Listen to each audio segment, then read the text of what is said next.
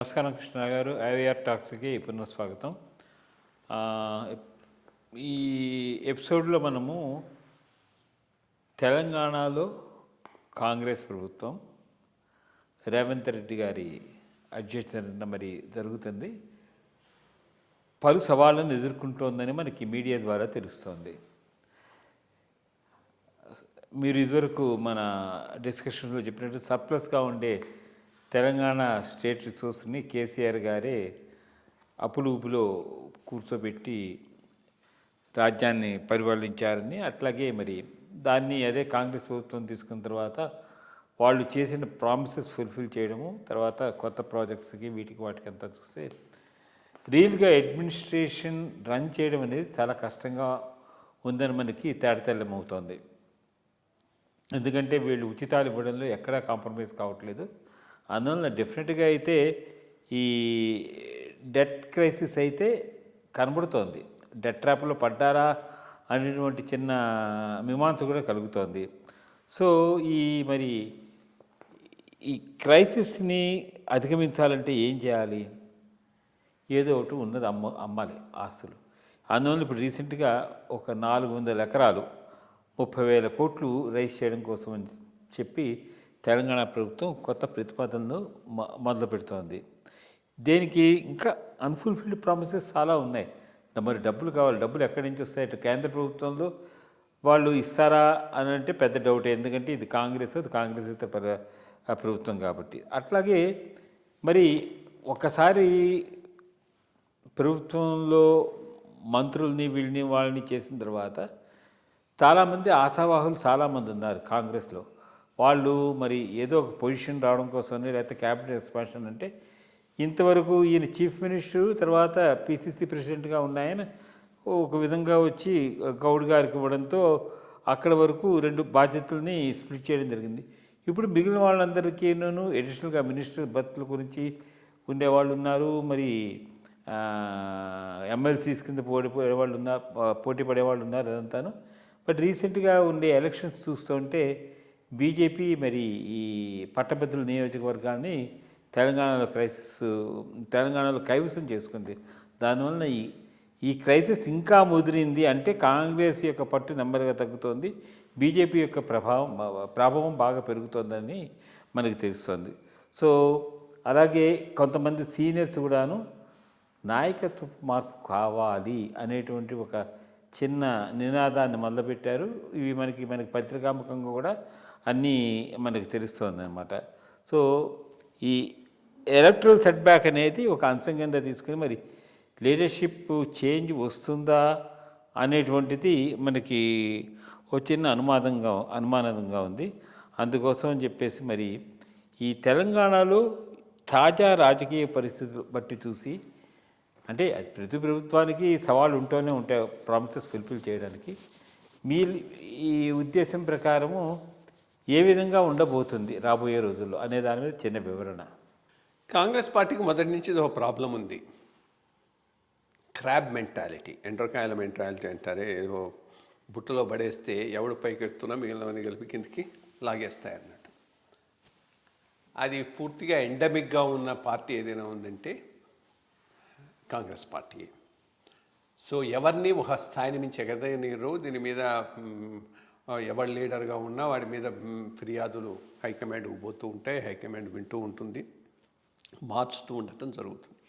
ఈ మార్పుల వలన బాగా నష్టపోయినటువంటి రాష్ట్రం ఏదైనా ఉందంటే అది యునైటెడ్ ఆంధ్రప్రదేశ్లో. మిసెస్ గాంధీ ఆ టైంలో ఉన్నటువంటి దీనికి ఫైనల్గా కాంగ్రెస్ పోయి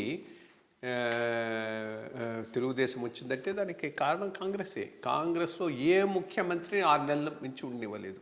విజయభాస్కర్ రెడ్డి, ఇంకో వెంకట్రామరెడ్డి తర్వాత ఇంకొక ఎవరో ఉండినారు, వరుసగా 3-4 మార్చారు. ఈ మార్పులతో స్టెబిలిటీ లేకుండా పోయింది. స్టెబిలిటీ లేకుండా పోయేటప్పటికి ఓనప్ చేసుకొని ఆ డైరెక్షన్ ఇవ్వగలిగిన లీడర్ లేకపోవడంతో తెలుగుదేశం అప్పుడు గెయిన్ అయిపోయింది. అదే ప్రాబ్లం ప్రతి చోట కాంగ్రెస్కు ఉన్నది. ఈరోజు అది తెలంగాణలో కూడా కనిపిస్తూ ఉన్నది. ఇప్పుడు ఈయన రేవంత్ రెడ్డి గారు ఉన్నారు. ఈయన తెలుగుదేశం ప్రస్థానం నుంచి వచ్చినవాడు. ఈయనకంటే సీనియర్లు చాలామంది అంతకుముందు కాంగ్రెస్లో ఉన్నవాళ్ళు ఉన్నారు. వాళ్ళందరూ పితూరులే మోస్తూ ఉండుంటారు. రెండోది కాంగ్రెస్ అధిష్టానం కూడా ఎవరో ఒకరిని బిలీవ్ చేసి యు ఆర్ ది లీడర్ అని చెప్పకపోవడంతో ఈ కన్ఫ్యూషన్కి ఎక్కువ ఇది ఇస్తుంది. ఇంకో డేంజర్ ఇది, ఎవరినైనా ఒకరిని బిలీవ్ చేసి యు ఆర్ ది లీడర్ అని చెప్తే వాళ్ళు ఇండిపెండెంట్ అయిపోతున్నారు. లైక్ వైఎస్ రాజశేఖర రెడ్డి తన ఇండివిజువల్ ఇమేజ్ బిల్డప్ చేసుకోవడానికి ఆ చీఫ్ మినిస్టర్ పోస్ట్ను బాగా వాడుకొని పైకి వచ్చేసాడు. సో ఇటువంటివి కూడా ఉన్నాయి.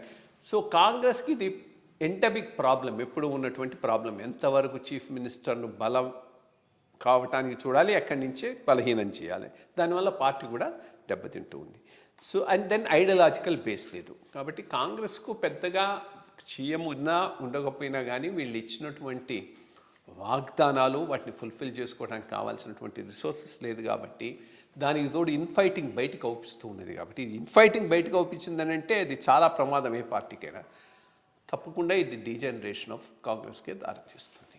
అది ఓపెన్స్ అప్ ఆపర్చునిటీస్ ఈ రెండింటికి వస్తాయి. బీఆర్ఎస్కి వస్తుంది, బీజేపీకి వస్తుంది. ఎవరు అందిపుచ్చుకుంటారనే దాని మీద ఆధారపడి ఉంటుంది. బీజేపీ అసలు యాక్చువల్గా 2018 కదా ఇక్కడ ఎలక్షన్స్ జరిగింది, 2023లో జరిగింది. 2023 ఎలక్షన్లకు ముందు బ్రహ్మాండమైన ఆపర్చునిటీ బీజేపీకి ఉంది. బండి సంజయ్ని తీసుకురావటం, బీసీని పెట్టడం, అతను గట్టిగా మాట్లాడటం, యాంటీ కేసీఆర్ స్టాండ్ గట్టిగా తీసుకోవటం, మంచి ఊపు వచ్చింది. వచ్చిన ఊపును సడన్గా నీళ్లు పోసి బీజేపీ పోగొట్టుకుంది. కాంగ్రెస్ స్పేస్ ఇచ్చింది బీజేపీ ఆ రోజు, లేకపోతే బీజేపీ గెలిచిపోయి ఉండేది. ఈ తడవ ఏం చేస్తారు, మళ్ళా బండి సంజయ్ని తీసుకొచ్చి అగ్రెసివ్గా కాంగ్రెస్ మీద బీఆర్ఎస్కు ఇద్దరికి ఎగ్నెస్ట్గా పోటీ ఇస్తారా, ఫైట్ ఇచ్చారని అంటే ఛాన్స్ ఉండొచ్చు.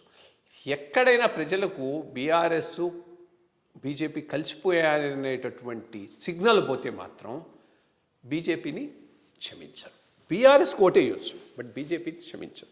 సో బీజేపీ ఎంత ముందుకు ఎట్లా పోతుందనేటటువంటిది, ఎంత ఇండిపెండెంట్గా బీఆర్ఎస్ను కాంగ్రెస్ను అటాక్ చేస్తూ స్ట్రాంగ్ లీడర్తో యూనిఫైడ్గా, మళ్ళా కాంగ్రెస్ లాగానే బీజేపీలో కూడా 4 పవర్ సెంటర్స్ వాళ్ళలో వాళ్ళు కొట్టుకోవటం, ఇది ప్రజల బయటకు వస్తే మాత్రం అది కూడా ఫినిష్ అయిపోతుంది. దాంట్లో ఏమీ డౌట్ లేదు.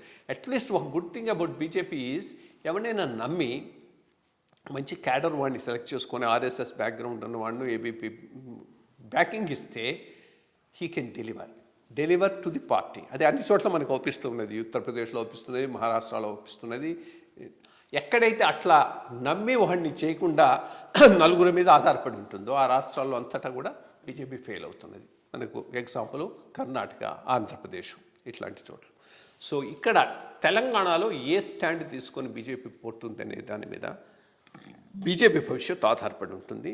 బీజేపీ స్ట్రెంగ్తన్ అయితే బీఆర్ఎస్ తప్పకుండా వీకెన్ అవుతుంది. బీజేపీ స్ట్రెంగ్తన్ కాకుండా ఉంటే మాత్రం ఆ స్పేస్ను బీఆర్ఎస్ ఆక్రమిస్తుంది. నెక్స్ట్ ఎలక్షన్స్లో వాళ్ళకే మంచి ఛాన్స్ ఉండొచ్చు.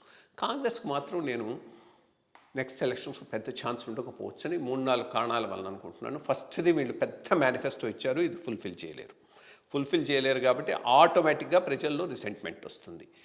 రెండోది ఇంటర్నల్ ఫైటింగ్ కూడా బయటకు అవుపించేటట్టు, దాంతో కొహెసివ్ ఫోర్స్ లాగా వాళ్ళు ప్రెజెంట్ చేసుకోలేకపోవచ్చు. And then course natural problems of corruption and others వల్ల బాగా దెబ్బతినొచ్చు నెక్స్ట్ ఎలక్షన్ టైంకు. బట్ ఆ స్థానానికి ఎవరు ఆధారపడి ఉంటారనేది బీజేపీ మీద ఆధారపడి ఉంటుంది. వాళ్ళు కనుక సరిగ్గా యునైట్ అయి ఒక స్టాండ్తో ముందుకు పోగలిగితే మాత్రం ఆ స్పేస్ను వాళ్ళు ఆక్యుపై చేసేసుకోగలరు. ఎందుకంటే ఎస్పెషల్లీ మొన్న జరిగిన గ్రాడ్యుయేట్స్ ఎన్నికల్లో వచ్చిన రిజల్ట్స్ను వాటిని బట్టి చూస్తే ఒక ప్రో బీజేపీ సెంటిమెంట్ అయితే తెలంగాణలో ఉంది. దాన్ని ఎంతవరకు వాళ్ళు ఎన్కాష్ చేసుకుంటారనే దాని మీద వాళ్ళ విజయం ఆధారపడి ఉంటుంది. చూద్దామండి మరి ఏమవుతుందో.